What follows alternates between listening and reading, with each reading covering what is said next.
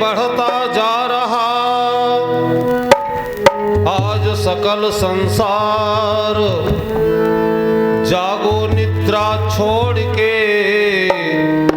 भारत के नर नार। उपदेश सुने, व्याख्यान सुने, दुर्गुण दुर्व्यसन भुला न सके।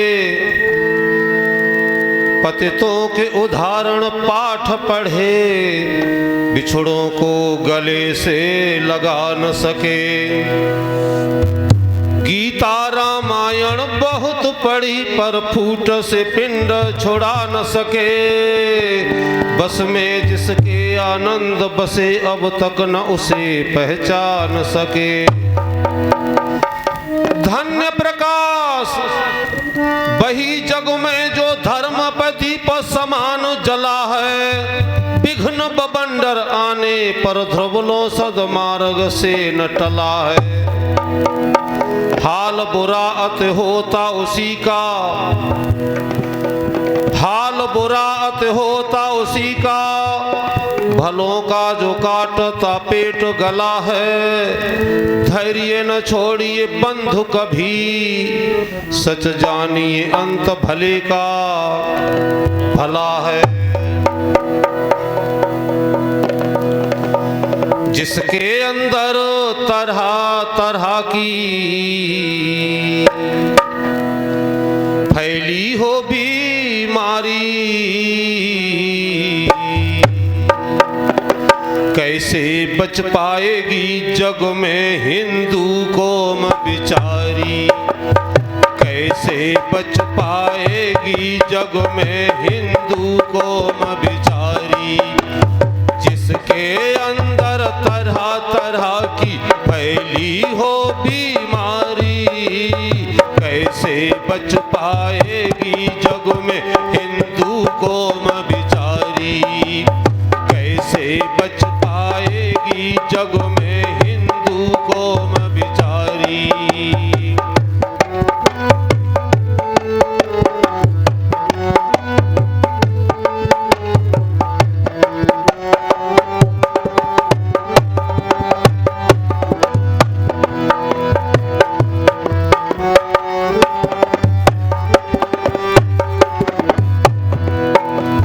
जगत बनाने वाले को ये अपने हाथ बनावे। जिसने सब कुछ दिया उसे ये भोजन स्वयं खिलावे। शाम सुलावे, सुबह जगावे, कपड़े भी पहनावे। अपने आप बनाया उसके आगे शीश झुकावे। हाथ जोड़ कर कहे प्रभु अब रक्षा करो हमारी। कैसे बच पाएगी जग में हिंदू कौम बिचारी। कैसे बच पाएगी जग में हिंदू कौम बिचारी।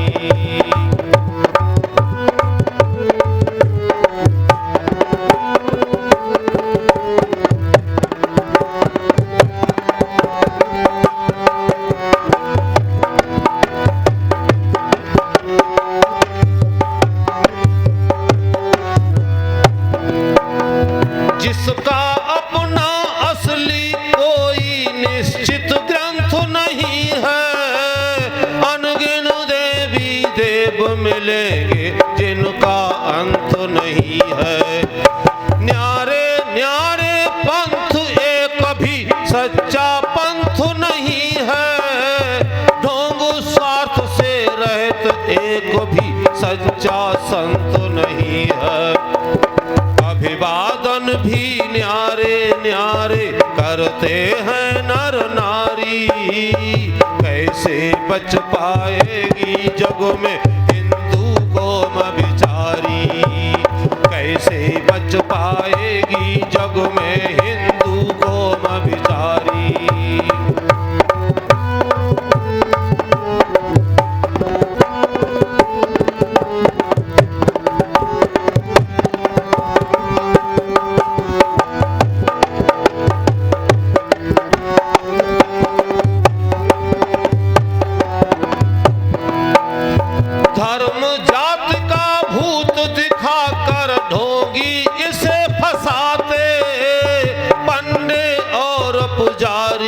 इसको लूट लूट कर खाते। मेले में व्यापारी इससे अपना काम चलाते, पीर फकीर सयाने मियाँ भी इसी को है बहकाते। जो चाहे सो इसके ऊपर कर ले शीघ्र सवारी, कैसे बच पाएगी जग में हिंदू कौम बिचारी, कैसे बच पाएगी जग में हिंदू कौम बिचारी। जिसके अंदर तरह तरह की फैली हो बीमारी, कैसे बच पाएगी जग में हिंदू कौम बिचारी, कैसे बच पाएगी जग में हिंदू कौम बिचारी, कैसे बच पाएगी जग में हिंदू कौम। परमपिता परमात्मा की महती कृपा और आर्य समाज के पुरुषार्थ से आर्य समाज जमौर के तत्वावधान में ये 43वां कार्यक्रम वेद प्रचार का चल रहा है। ऐसे पावन कार्यक्रम में उपस्थित आदरणीय आचार्य श्री नैष्ठिक जी, मुकेशानंद जी, संचालक महोदय, कार्यक्रम के सभापति महोदय, पवित्र आत्माओं, पूजा योग्य माताओं, छोटे छोटे बच्चों, एक परिवार में सरसों का तेल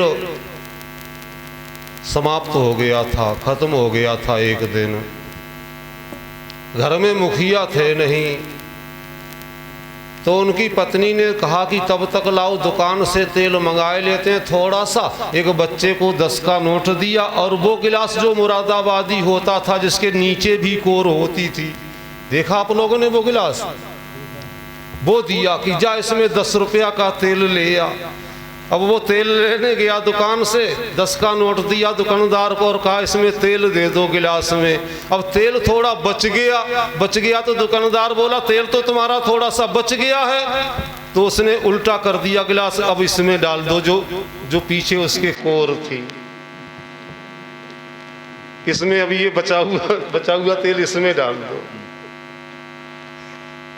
अब तेल तो सब गिर गया, अब घर गया लेकर तेल। माँ बोली कि तेल नहीं लाया, कहीं लाए तो है, कहाँ है, कहीं ये क्या है। अब वो भी ये लोक और परलोक दोनों बिगाड़ लिए मनुष्य ने। कैसे बिगाड़े? वेदों के विपरीत चलकर। वेदों में एक मंत्र आता है, चलो मंत्र बाद में लेंगे, पहले हम एक सामान्य लेते हैं घटना। हमारे देश में माताएं बहनें अपने घरों में कद्दू और लौकी के बीज लगा लेती थी, घरों में ही लगा लेती थी। देखा आप लोगों ने जब घरों में छप्पर और खपड़ेल होते थे तब कि कद्दू और लौकी के बीज लगा लेती थी, और वही बीज जब उनमें अंकुर निकलता था और वही अंकुर जब बेल बन जाता था, बेल बनकर वो पौड़ जाता था छप्पर और खपड़ेल पर, उनमें जब छोटे छोटे से फल लगते थे और कोई छोटा सा बच्चा उन फलों की तरफ यदि उंगली उठा देता था तो ये माताएं बहनें उसको डांटती थी। देखा आप लोगों ने? एक बच्चे ने उंगली उठा दी, एक माँ ने अपने बच्चे को डांटा, छोटा सा बच्चा था। मैंने कहा माँ अभी इसने क्या समस्या पैदा कर दी, अभी इसने कौन सी गलती की जो आपने इसको डांट दिया? तो बोली कि इसने उंगली उठाई है। मैंने कहा किसकी तरफ? तो उन्होंने कहा वो छोटा सा कद्दूआ लगा है उसकी तरफ।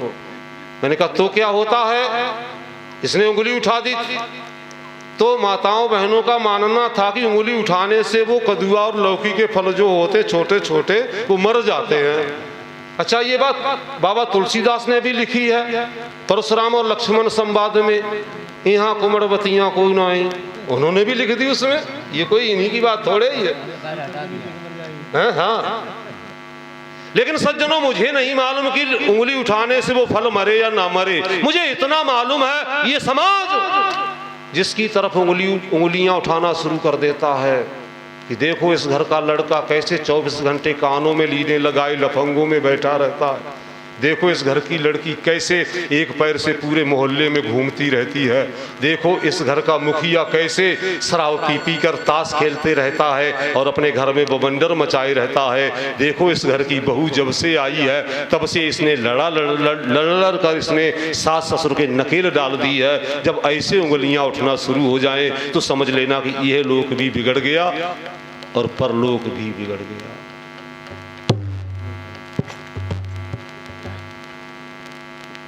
अब ये हुआ कैसे? अब मैं मंत्र लेता हूं, मंत्र के साथ में जोड़ देता हूं। संध्या में जो मंत्र आता है सन्नो देवी, इसका अर्थ स्वामी दयानंद करते हैं देवी का, सबको प्रकाशित करने हारा और सबको आनंदित करने हारा, ये अर्थ करते हैं स्वामी दयानंद देवी का। चलो ये तो स्वामी जी ने अर्थ कर दिया, अब मैं दूसरी तरफ चलता हूं। स्वामी दयानंद ने देवी शब्द का अर्थ किया सबको प्रकाशित करने हारा, सबको आनंदित करने हारा, और दूसरे नंबर पर देवी, देवी नाम जो है वो हमारे देश की माताओं बहनों के नाम के आगे शुरू से ही जुड़ जाता है। कमला देवी, सीता देवी, राधा देवी, ममता देवी, सरला देवी, माने हर माता बहन के नाम के आगे देवी शब्द जुड़ा। लेकिन समस्या कहां से खड़ी हुई कि इन्होंने नाम के आगे तो इनके देवी शब्द जुड़ा, लेकिन इन्होंने अपने को देवी ना मानकर जब से कंकड़ पत्थर मिट्टी की देवी बनाकर उसको पूजना जब से शुरू कर दिया, तब से भारत देश की गाड़ी गड्ढे में चली गई। और यदि ये अपने को देवी मान लेती तो इनमें दिव्य गुण भरते, और दिव्य गुण जब भरते तो इनकी संतान भी दिव्य होती। ऐसा नहीं कि थोड़ा तेल बच गया तो गिलास उल्टा कर देता कि ये तेल इसमें डाल दो, है? और घर गया तो उन्होंने कहा तेल नहीं लाया, लाए तो है, वो उल्टा कर दिया। माताएं बहनें यदि अपने को देवी मानती तो इनमें दिव्य गुण भरते, और ये दिव्य गुण भरे अपने आप नहीं आते, ये भरे जाते हैं। ये जब समावर्तन संस्कार होता है विश्वविद्यालय में तो दीक्षांत समारोह होता है, तो आचार्य विद्यार्थी से कहता ब्रह्मचारी से, देखो मैंने तुम्हें खूब बताया अध्ययन काल में, अब तुम घर जा रहे हो तो जाओ तुम घर, इतना समझना कि मातृदेवो भव, पितृदेवो भव, आचार्य देवो भव। और याद रखना सज्जनों, चाहे डॉक्टर बन जाना, चाहे इंजीनियर, चाहे अध्यापक, चाहे बैरिस्टर, यदि माँ को देवी और पिता को देवता मानते रहे, आचार्य को देवता मानते रहे, अतिथि को देवता मानते रहे तो सफलता है। और यदि इनको देवी देवता नहीं माना तो चाहे डॉक्टर बन जाना, चाहे इंजीनियर बन जाना, वो सब बेकार चला गया। इसलिए आचार्य कहता था कि अब तुम घर जा रहे हो इतना मत भूलना कि माता पिता ये देवता होते हैं। ऐसे ही सज्जनों, हमारे देश की ये माताएं छोटी छोटी बेटियों को खूब शिक्षा बढ़िया सी देती थी, अच्छी शिक्षा देती थी, और जब विवाह का समय होता था तो उस बेटी को सवारी में आप लोगों ने देखा होगा, बेटी को सवारी में जब बैठालती थी विदा करने के लिए, तो विदा करने से पहले पहले अपनी बेटी को एक गिलास जल पिलाती थी। जल क्यों पिलाती थी? जल का गुण होता है शीतल। उनके कहने का तात्पर्य था, बेटी अब मैंने तुमको जन्म दिया, पढ़ाया लिखाया, भरण पोषण किया, तुम्हारे सुख दुख में भी हम शामिल रहे, अब तुम ससुराल में जाती हो तो जाओ, क्योंकि हमारी परंपरा है कोई बेटी अपने मायके में नहीं रहने पाती हमेशा, अब तुम ससुराल में जाओ। यदि तुम्हारे सास ससुर तुमसे थोड़ा कड़वे भी बोल जाएं तो तुम जल की तरह शांत बने रहना, तुम प्रतिक्रिया मत कोई करना। देखा जल पिलाते हुए, जो बड़े लोग बैठे उन्होंने देखा होगा। और फिर माताएं समझाती थी कि अब तुम ससुराल जाती हैं तो जाओ, पिता भी समझाते थे जाओ, तुम हमारी जगह पर जो सास ससुर वहां मिले उनको अपना माता पिता मानकर उनकी सेवा तुम करना। ये दिव्य गुण भर देती थी। कैसे समझाती थी? तो किसी कवि ने गीत लिखा है, सुनिएगा। माता पिता कहते थे अपनी बेटी से, मेरी बेटी लाज निभाना जाके तुम ससुराल में, मेरी बेटी लाज निभाना जाके तुम ससुराल में, नाम बड़ा कर देना कुल का बिटिया तुम हर हाल में, नाम बड़ा कर देना कुल का बिटिया तुम हर हाल में, मेरी बेटी लाज निभाना ससुराल में, नाम बड़ा कर देना कुल का बिटिया तुम हर हाल में, नाम बड़ा कर कुल का बिटिया तुम हर हाल में, नाम बड़ा कर देना कुल का बिटिया तुम हर हाल में।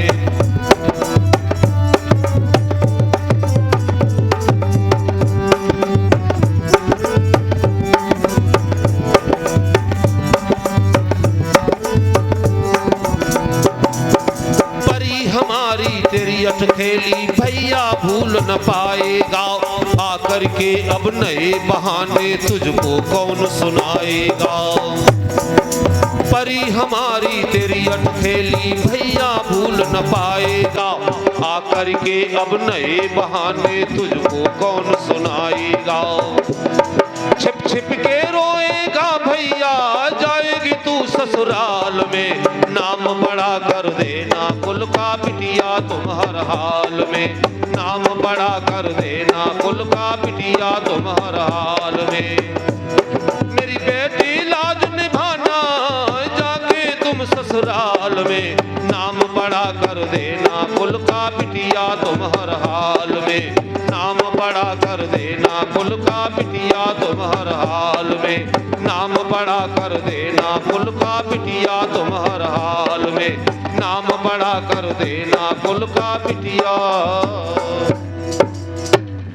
ऐसे समझाते थे माँ बाप अपनी बेटी को। मेरी बेटी एक झंडूलाल नाम के मौर्य परिवार से हैं, झंडूलाल डैरपुर के, आचार्य जी जानते हैं, आर्य हैं। उनके बड़े बेटे का विवाह हुआ था। सपरेरा नाम का एक गांव है, सपरेरा, चाहे आपने सुना हो, ये दातागंज को जाते तब पड़ता है सपरेरा, देवरी सपरेरा। सपरेरा में उनके बेटे का विवाह हुआ और उनके बेटे के विवाह होने के बाद जब उसकी पत्नी गई थी मायके ससुराल, तो 2-3 महीने के बाद बेटा अपने माँ से बोला, माँ बाप से, कि हम न्यारे होंगे अलग। माँ बाप बोले अभी तो तुम्हारे विवाह को कुछ भी समय नहीं हुआ, क्योंकि माँ बाप की बड़ी आशा लगी होती है। विवाह हो गया बेटे का, अब 2-4-10 साल बना बनाया भोजन मिल जाएगा, वस्त्र भी साफ मिल जाएंगे, वस्त्र साफ किए हुए, बिस्तर भी लगा मिल जाएगा। और वहीं बेटा कहने लगे 2 ही महीने में कि हम न्यारे होंगे। तो पूछो जिन्होंने 5 रुपया ब्याज पर लेकर विवाह आतिशबाजी छुड़वाई थी 5 रुपया ब्याज पर लेकर आतिशबाजी छुड़वाई और पर्यावरण को और बिगाड़ दिया। कर्ज लेके 5 रुपया ब्याज लेके पर्यावरण को बिगाड़ा है।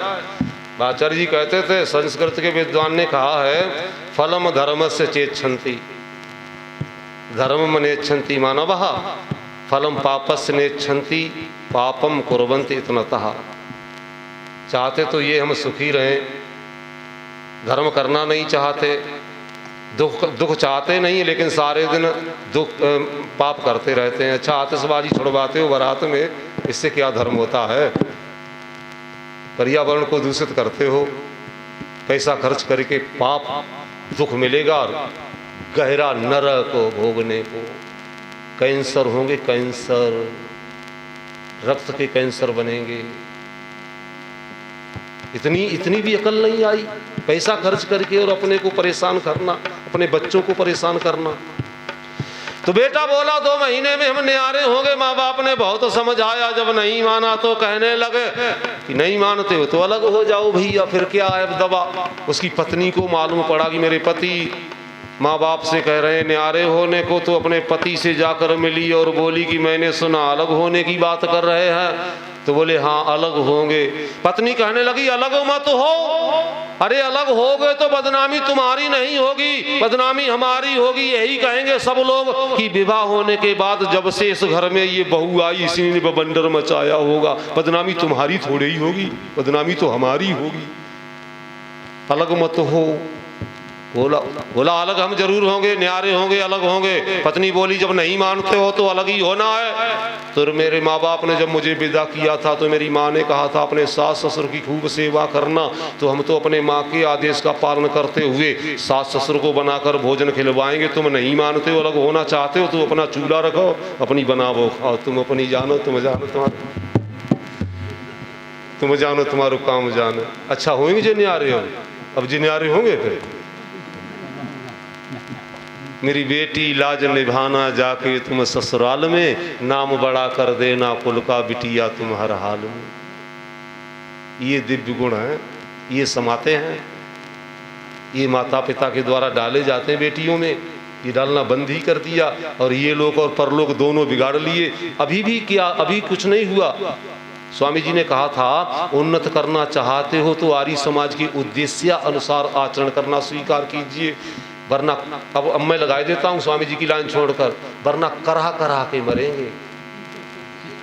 स्वामी जी ने तो ये उन्होंने अलग अपना लगाया था, मैंने थोड़ा अपनी तरफ से जोड़ दिया, करहा करहा के मरेंगे। इसलिए आर्य समाज से जुड़ो, ऐसे समझाओ अपनी बेटियों को। ऐसे समझाएंगे तो क्या होगा, तो कवि ने लिखा है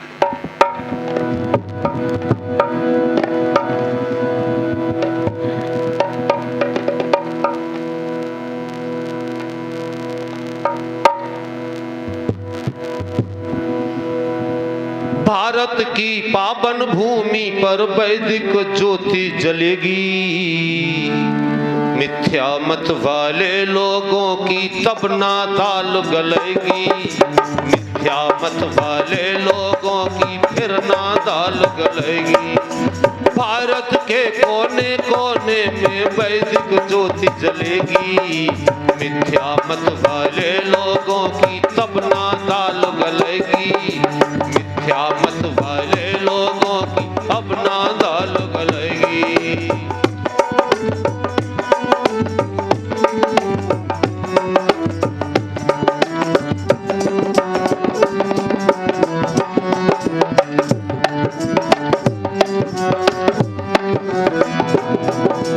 वैदिक धर्म बगीचे में अब बाजेगी सहनाई, होंगे सीना तान खड़े जो लेते हैं अंगड़ाई।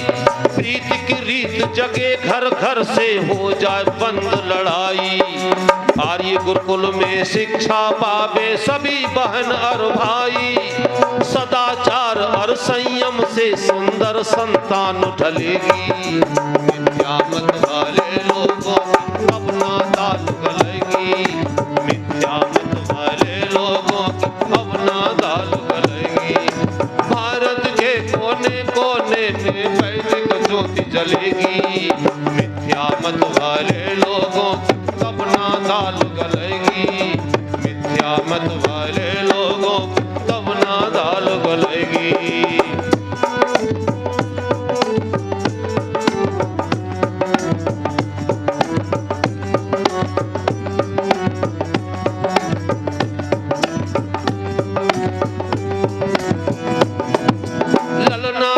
बने सर्वोत्तम ज्ञानी व विज्ञानी, दयानंद से ज्ञानी होंगे वीर कर्ण से दानी। शिल्प कला में अद्वितीय होगी ये प्रसिद्ध कहानी, वर्ण व्यवस्था गुण कर्मों पर आधारित हो जानी। सुख समृद्धि की वृद्धि लख दुनिया हाथ मलेगी, मिथ्या मत वाले लोगों की कब ना दाल गलेगी, मिथ्या मत वाले लोगों की कब ना दाल गलेगी।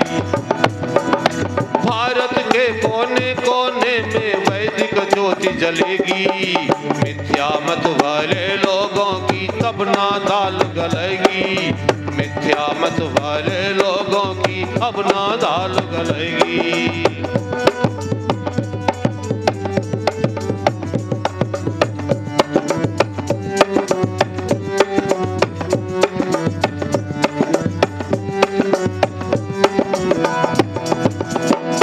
मसीह मोहम्मद बादी सब हारेंगे बाजी, धर्म करे परिवर्तन अपना होके राजी राजी। सिखा सूत्र को धारण कर पादरी और मुल्ला जी, वेदों का प्रचार करेंगे बन के आर्य समाजी। बंगाली की भविष्यवाणी टाले नाए टलेगी, मिथ्या मत वाले लोगों की अब ना दाल गलेगी, मिथ्या मत वाले लोगों की अब ना दाल गलेगी। भारत के कोने कोने में वैदिक ज्योति जलेगी, मिथ्या मत वाले लोगों की अब ना दाल गलेगी,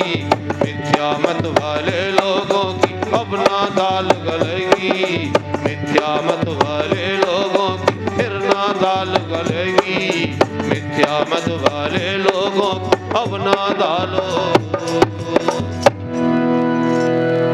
जब वेदों के अनुसार अपना चाल चलन करेंगे फिर किसी की दाल नहीं गलेगी और वैदिक धर्म बगीचे में फिर बाजेगी सहनाई। एक लड़का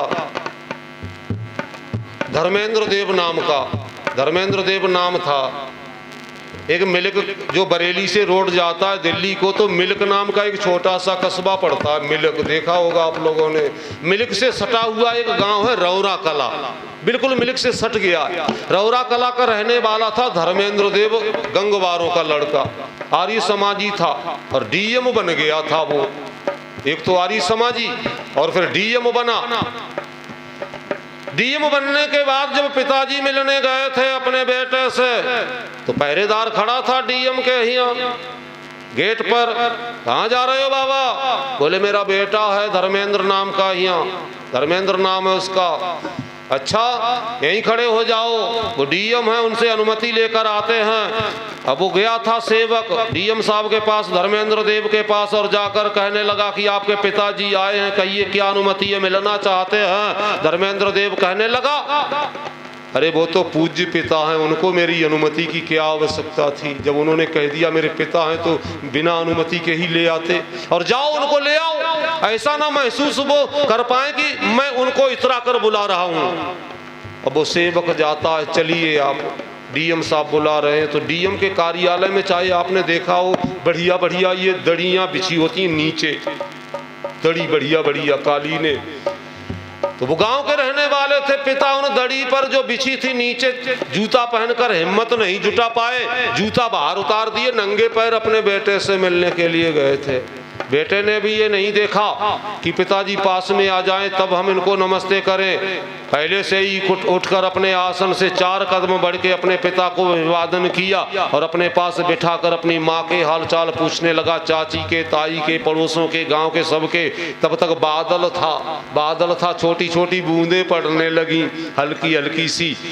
सेवक ने सोचा कि डीएम के पिताजी ने जूते तो बाहर उतार दिए हैं और उन्होंने मुझसे कहा था वो मेरे पूज्य पिता हैं और हम तो डीएम साहब के सेवक हैं, ये तो उनके पूज्य पिता हैं। बूंदें पड़ने लगी हैं, जूता बाहर उतार दिए, लाओ जूता अंदर उठा कर रखे देते हैं। और जब वो उठाने के लिए चला था, धर्मेंद्र देव ने सोचा बिना मेरे पूछे ये कहीं जाता नहीं था, आज कहाँ चल दिया। तो कहा कहाँ जा रहे हो? तो बोला साहब आपके पिताजी ने जूते बाहर उतार दिए हैं, बूंदें पड़ने लगी हैं, जूता भीग जाएंगे, लाओ जूता बाहर उठाकर रखे देते, अंदर उठाकर रखे देते हैं बाहर से। डीएम धर्मेंद्र देव कहने लगे ना, जूता से हाथ मत लगाना। अरे कई बार इन जूतों की तलियां टूटी, पिताजी ने गठवाई थी, तब मैं डीएम बना। ये जूता तुम्हारे उठाने के योग्य नहीं है, ये जूता हमारे ही उठाने के योग्य है। और अपने साथियों के सामने अपने पिता के अपने हाथों से जूते उठाए थे। चलो दिखाकर न चल, दिखाओ चलकर इस लाइन पर, दिखाओ न चलकर, देखो कैसा स्वर्ग बनता, ये लोक परलोक दोनों संभल जाए। वैदिक धर्म बगीचे में तब बाजेगी सहनाई, सहनाई बज जाएगी। इस पवित्र मंच से जो स्वामी दयानंद के प्रवचन है, हम लोगों का क्या है, उन्हीं ने रास्ता दिखाई थी, उसको यदि हम लोग माने तो सहनाई बजेगी सारे संसार में। पहले हम लोग अपना तो आचरण में उसको उतारें। मैं निवेदन कर रहा था कि माताओं बहनों के नाम के आगे देवी शब्द जुड़ता है, और जब ये अपने को देवी मानेगी तो इनमें दिव्य गुण भरे जाएंगे, दिव्य गुण भरे जाएंगे तो इनकी संतान भी दिव्य गुण वाली होगी। कोई इस भारत देश की तरफ आंख उठाकर नहीं देखेगा। और जब तक इन्होंने अपने को देवी माना था तब तक किसी ने भी इस भारत देश की तरफ आंख उठाकर नहीं देखा, और देखा तो उसकी आंखें निकाल ली थी। इन्हीं माताओं बहनों की संतानों ने भी ऐसी दिव्य संतान थी। कवि ने गीत लिखा है, उसको सुनिएगा और आनंद लीजिएगा। बहुत पुराना गीत है, आपने सुना भी होगा। सोने को जितना रगड़ेंगे उतना ही चमकेगा, सुनो उस गीत को। माताएं बहनें यदि अपने को देवी मानेगी तो फिर क्या होता है। कैसी भी माताएं बहनें थी जो अपने को देवी मानती थी और उनकी संतान कैसी होती थी, सुनिएगा। हिला दी अंग्रेजों की रहे जेलों के अंदर, महात्मा तिलक सावरकर ऋषि ने क्रांतिकारी सत्यार्थ प्रकाश को लिखकर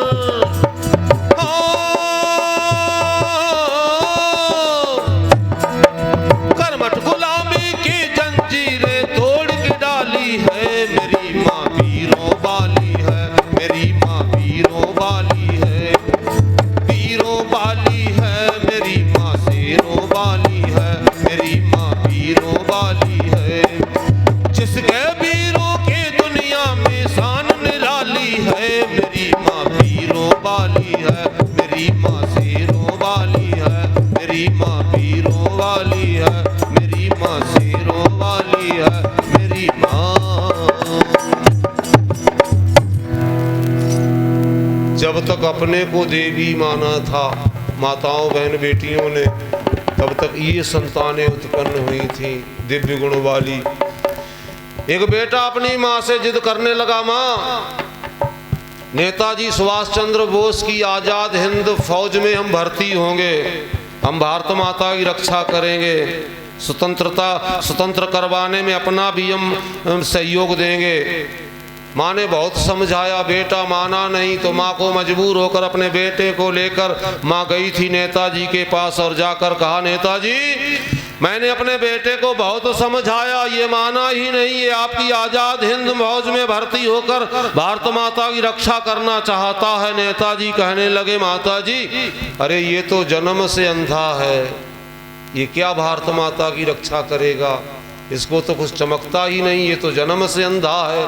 तो माँ को नहीं बोलने दिया, बेटा खुद बोल पड़ा, नेताजी मैं जानता हूँ मैं जन्म से अंधा हूँ, मैं कुछ भी नहीं कर पाऊंगा।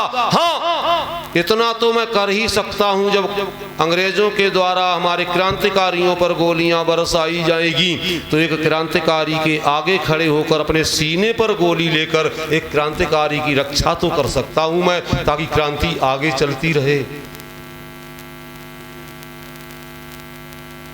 ये संतानें होती थी तब भारत देश विश्व गुरु था।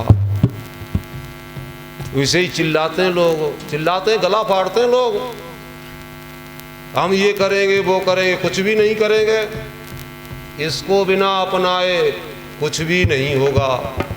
इस पवित्र स्वामी दयानंद के मंच के द्वारा बिना अपने जीवन में अपनाए हुए इन स्वामी जी के प्रवचनों को, वेदों की बातों को, तब तक कुछ भी नहीं होगा, चाहे कुछ भी कर लेना।